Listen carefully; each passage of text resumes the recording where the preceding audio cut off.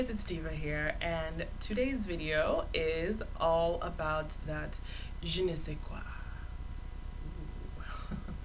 And I'm really excited about this video because I just think that, especially now, especially with young women today, I'm gonna sound like such an old fuddy-duddy, forgive me for 1 minute.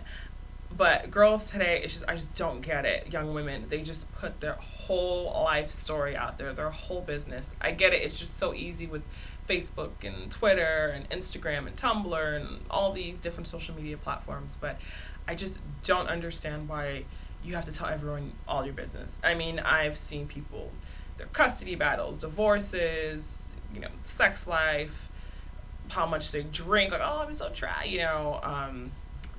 What else? Just crazy. The worst of it was someone was talking about their urinary tract infection. I just feel like, save that for your gynecologist. Why do I need to, if I'm just there on my Twitter, on my Facebook, just looking, oh, what's so-and-so up to? Do I really need to know that information that you probably should just be telling your gynecologist anyway?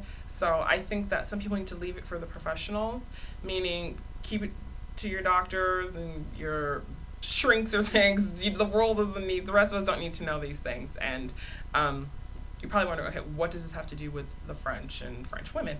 Well, the reason that I just wanted to share that little anecdote was just that I think that French women especially do such a good job of being mysterious and being elusive. And I think that's something that young girls, especially today in the States, just are missing. And I know it's not just in the States that are affected. I know it's around the world. And again, these are just generalizations, so I know that it's not like the case every place. So just wanted to say that. But I think that French women just do such a great job with that. And it's something that I've always been fascinated by with them. And it's just something that I've always tried to do and to be myself. I'm a very, very, very, very private person. I might be a little more on the extreme where I don't share anything with people, and it takes people a while to, oh, I didn't even know you like that, But I think it's for me, I'm just private. It's just my personality. I just like to keep things to myself.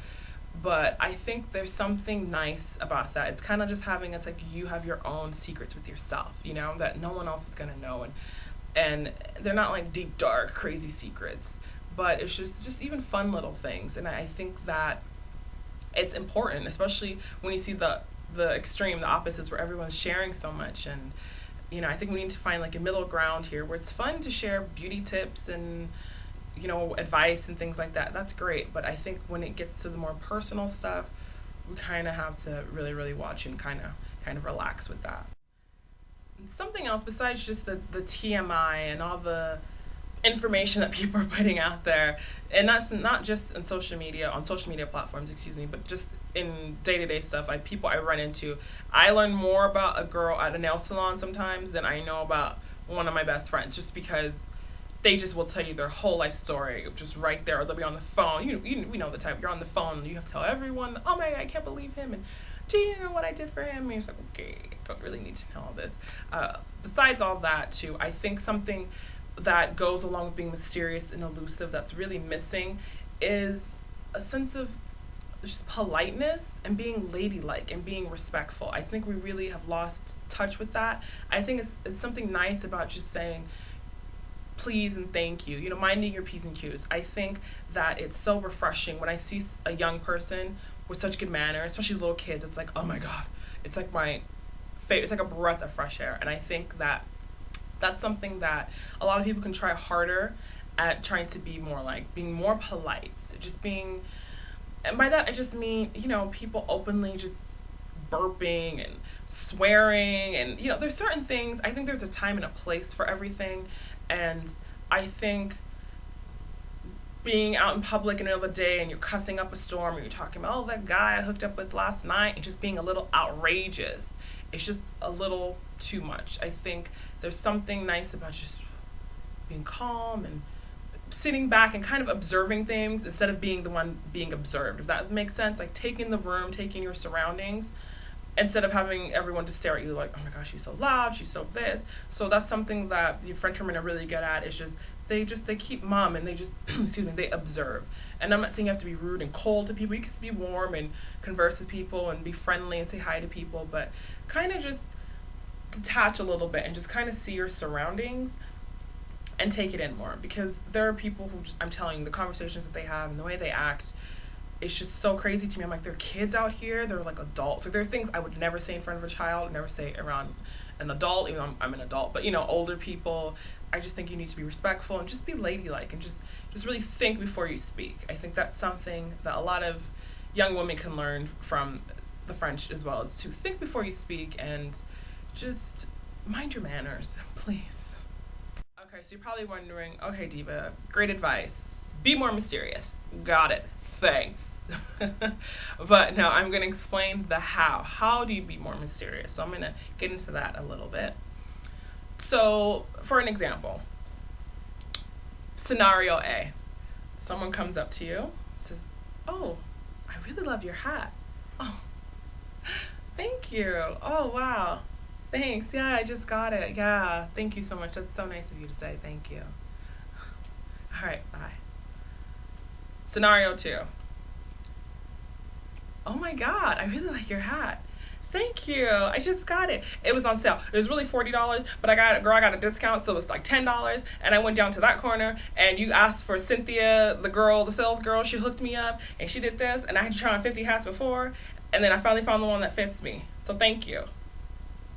Okay. So as you can see, same question, 2 different responses, and that's one thing that you need to think about when you're trying to be more mysterious or attempting to be more mysterious and elusive, is that you need to listen. If someone just asks or says like, "Oh my God, I love your hat," you just say, "Thank you. Thank you so much. It's very nice of you to say." Be polite, but you have to be like, "Thanks," and walk away. Be polite. "Thank you so much. It's very nice of you to say." And then, unless now if they do a follow-up saying, "Oh, can I ask where you got it or how much it was?"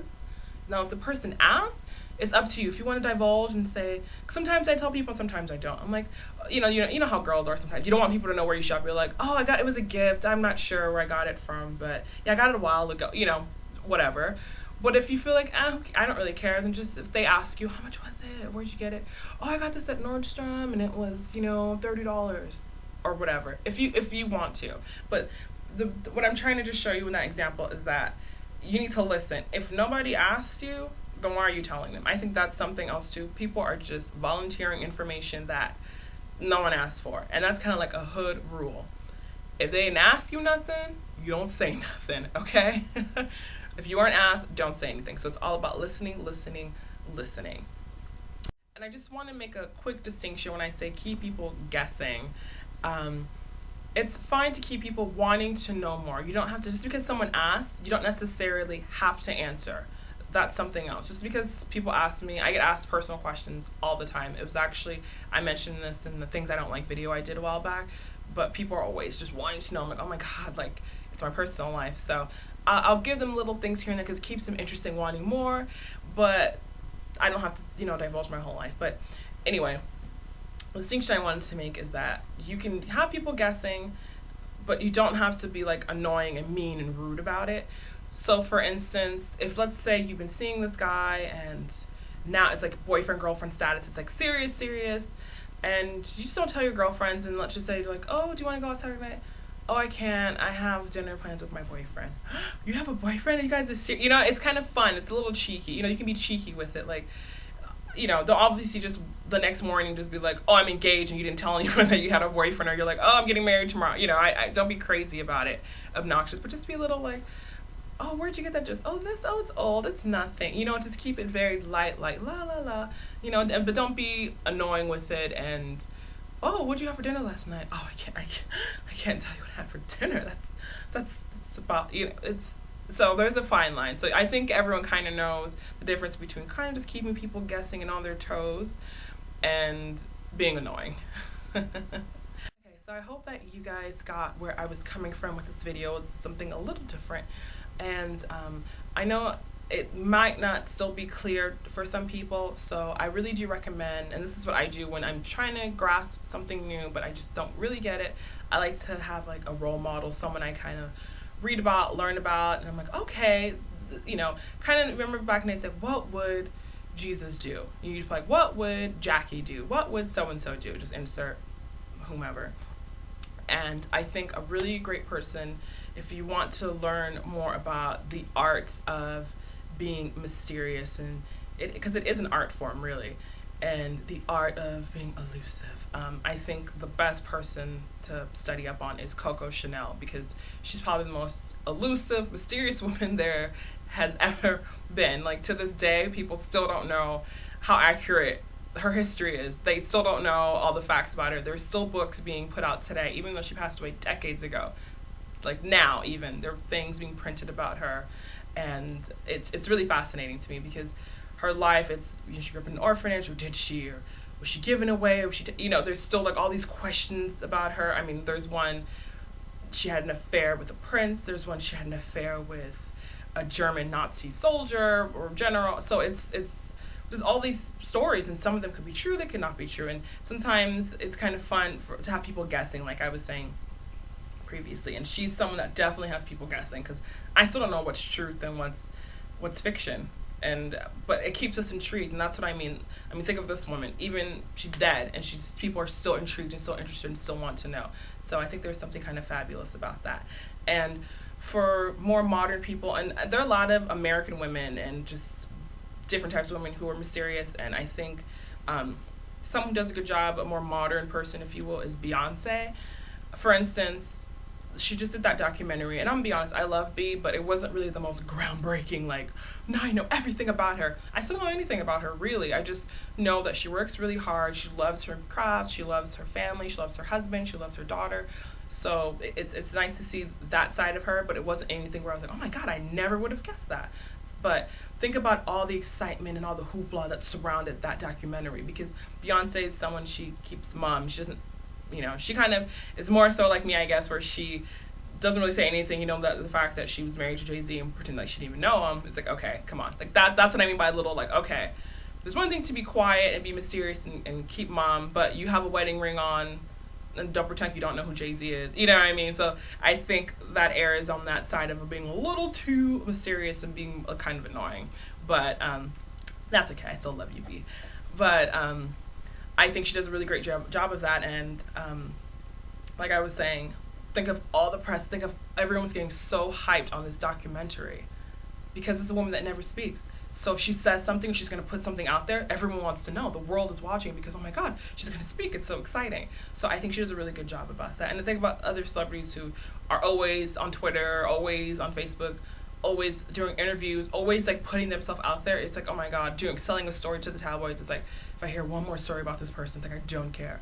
And on the other hand, it's Beyonce is more quiet and just more, you know, just holds it in more, and it's just more mysterious. I just don't want to keep saying mysterious, but you know what I mean, just more elusive, and she gets more attention and more interest because people are really intrigued in what she's going to say and do next. So I think she's a really good modern version of a mysterious woman. And I think that someone else, a more modern, Corinne Reutefeldt, she's another Frenchie, and she's the former editor of French Vogue, and she's just someone, she's like the coolest person. Like, this is someone that everyone died, like Karl Lagerfeld dies for her, Tom Ford dies for her, Mario Testino, like these are like big fashion people that die for her, because this woman is just cool. She knows who she is, what she's doing, and she just is like, okay, you know what I mean? She's not the one that's like, hey guys, in the room, like, I'm here.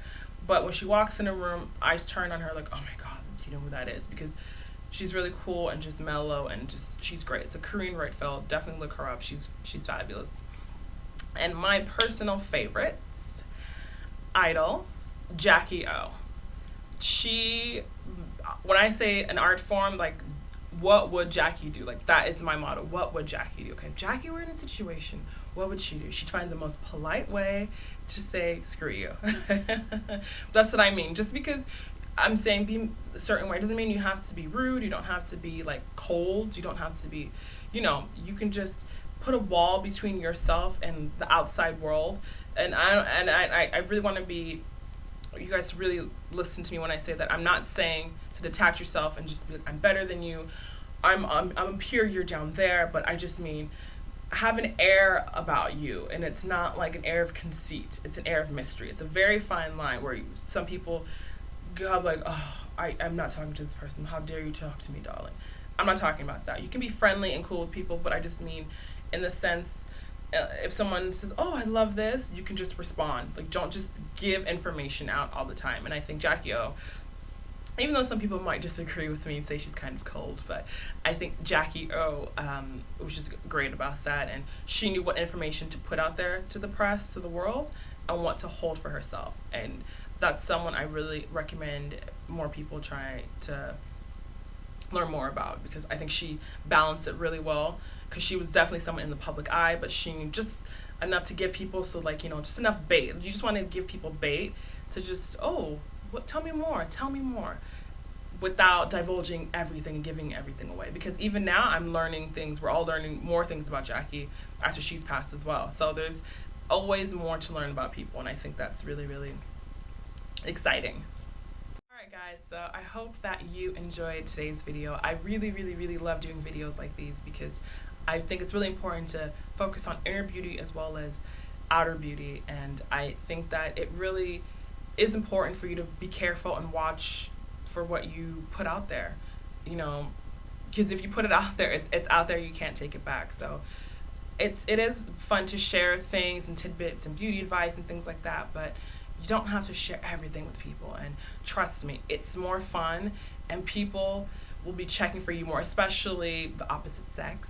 Yes, when you're a bit mysterious, because they want to get to know you. Like, I mean, think about it, how fun it is when you're like learning about someone else. I'm like, oh my god, they like what I like. It's just every day or whatever, it just unfolds. And I think it's a beautiful progression, and it's beautiful to watch things like that unfold. And again, not just in a romantic relationship, but just any relationship, and just in life, just to meet people and to share little things about each other. So sharing is great. I'm all for sharing. Just don't overshare. All right. I'll see you guys in the next video. Au revoir.